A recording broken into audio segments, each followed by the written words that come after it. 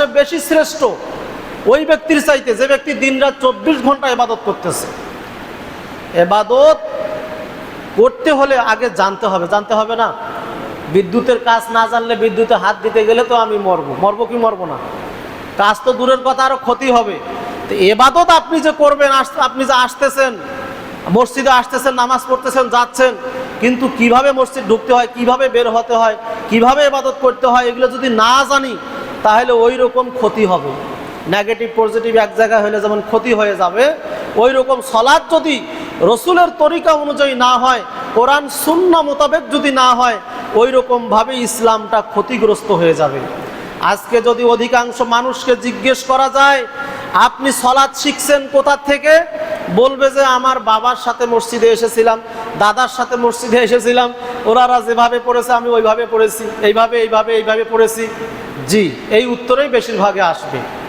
এবং এই উত্তরটা কবরে যখন আপনি দিবেন, কবরে 3টা প্রশ্ন করার পরে অতিরিক্ত আরেকটা প্রশ্ন করা হবে 4 নম্বরে, এগুলো আপনি যে উত্তর দিলেন এগুলো কোথায় জানছেন, কোথায় শিখছেন।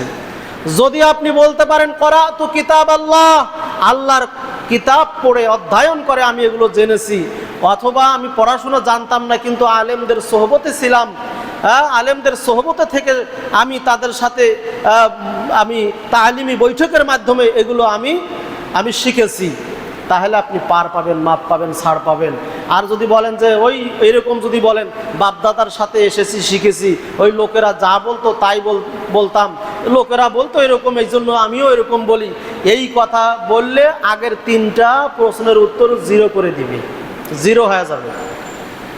এজন্য যে ইবাদতটা আমরা করব, এটা জেনে শুনে জেনে বুঝে আমাদের ইবাদত করতে হবে। হুদাই আন্দাজে যদি আপনি ইবাদত করেন, ওই ইবাদতে আল্লাহর কাছে 1 পয়সা মূল্য নেই।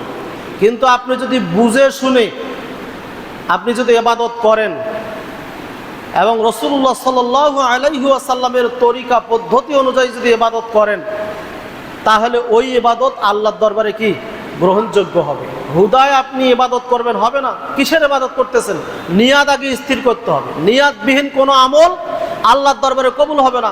ইন্নামাল আ'মালু বিন্নিয়াত, প্রত্যেকটা কাজ নির্ভর করে নিয়াতের উপরে। নিয়াত যদি ঠিক না থাকে, মসজিদ থেকে বের হয়ে আন্দা দিয়ে আপনি রাস্তায় অ্যাক্সিডেন্ট হয়ে যাবেন, হবেন কি হবেন না?